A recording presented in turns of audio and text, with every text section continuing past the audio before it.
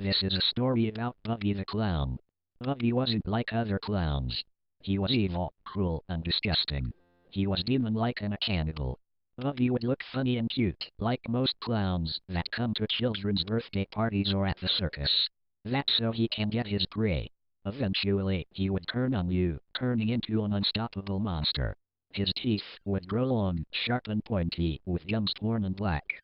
His fingers turn into claws, all bloody, crooked and broken looking, but can still slash you. His clothes become torn, old and dusty, like they were locked in an attic for years. He keeps a wide, bloody smile, and his eyes turn black. His makeup becomes smeared, and you can see wounds and open sores on his face. He was uncomfortable to look at. He would cause many cases of missing people and murders.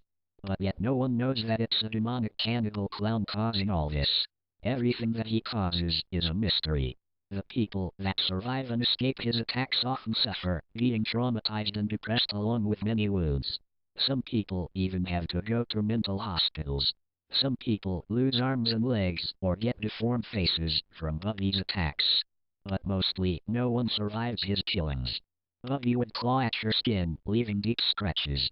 He would bite off your flesh, taking off the muscle with the flesh too, where you can see the bone. He will crush your bones and tear apart your insides. He likes to eat your face first. The tongue and eyes are his favorites. Soon, he starts tearing apart your torso, eating away your stomach, intestines, heart, and lungs. Bubby doesn't usually talk, but when he does, his voice is deep and warped. You can't normally understand what he is saying. But what you can hear is some language that is very unhuman. Like hell's language. And it's nothing cliché like, I am 666, or something like that.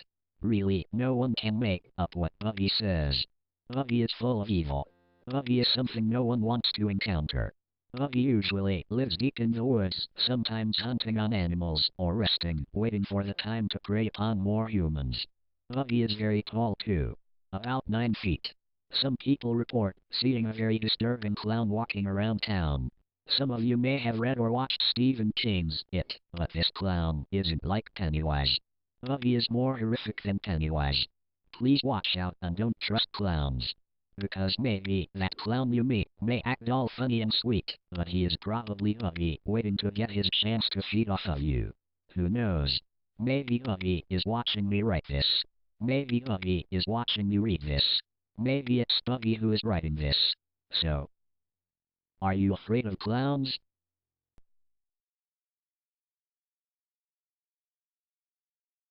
Some murderers see their work as an art form. If their piece is a success, they will continue on with their life outside of jail. However, with a limited capability of understanding humans possess, combined with their narrow-mindedness, the true secret of a killer can go entirely missed. The following is a video log of a young man recording his last moments. It spends its time quietly residing in a dark, silent room, calling out to whoever may hear its cry. Upon deaf ears will its shrill screams always fall. The video starts off recording the youth adjusting his camera. His room is entirely dark, not a single speck of light to be found. The camera records in night vision as the man looks directly in. Hello. My name is... The voice pauses for a moment, deciding how he should start off. Ugh. No, I'm not beginning it like this. It sounds too much like I'm recording my last words. That isn't what I want this to be. Instead, I'll just get straight to the explanation. I'll describe to you the hell that has been nipping at me for God only knows how long now. It started the night of my 18th birthday. January's cold hell reigned over our outside activities. It was just a small party, if you could even call it that. A few presents from my family, cake, the norm. All irrelevant. It was that night, as I was lying in bed, my lights out, with my TV providing the only light for the room, that my story begins. My curtains and blinds were closed, which gave the room a nice ominous feel at the time. I liked that sort of thing back then. The man takes a slow breath, looking away from the camera for the first time. His focus returns after a brief moment and once more he begins reciting his story. Right. Back to what I was saying. My TV was in front of me and the light it gave out cast a shadow on the wall beside me. I was a bit bored, so I decided to entertain myself by interacting with a two-dimensional doppelganger of myself. My hand traced along the wall as if I was playing a game of tag with my shadow's hand, which seemed to be trying to flee from me, going out in front of me. That was the first sign, but I didn't notice it. I should have been more aware. A brief pause, accompanied by a stressed exhale and quick inhale. His expressions seemed to show that he was trying to think. After that, I'm sure there were more signs, I'm positive. They were probably just too subtle for me to notice. By the time I did notice something wrong, it might as well have been written in big bold letters in front of me. It was later on in the day, and I was in the kitchen of our house by myself. It was mildly lit. Just enough to see where you were going without needing the aid of a light. I got some snack out of a cabinet, but knocked over a box onto the ground in the process. No big deal. I bent over to pick it up and noticed the presence of my shadow. It immediately struck me as awkward. There was no light in here to cast a shadow. I put the box and my snack on a nearby counter without letting my eyes leave my shadow. If they were deceiving me, I wanted to know right away. My interest in the paranormal may have made me a bit paranoid, but I knew that the tenseness I was feeling now wasn't unwarranted. I took a step towards the room's exit, and of course my shadow mimicked me. I raised my left arm, as if tempting him to continue mirroring what I was doing. He raised his left arm. Then he raised his right arm. Mine was still at my side. My skin crawled like a trillion tiny little bugs were trying to make their way out from underneath it. Then in one swift movement his hands wrapped around his neck, and I was the one who felt its effects. My throat was pained and my breathing stopped. I struggled frantically, but against what? My attacker was my own shadow. I don't remember what happened after that. Only what I was told by my family when I woke up. My blood was on the corner of one of the cabinet doors I had left open. Apparently I knocked myself good and passed out on the floor.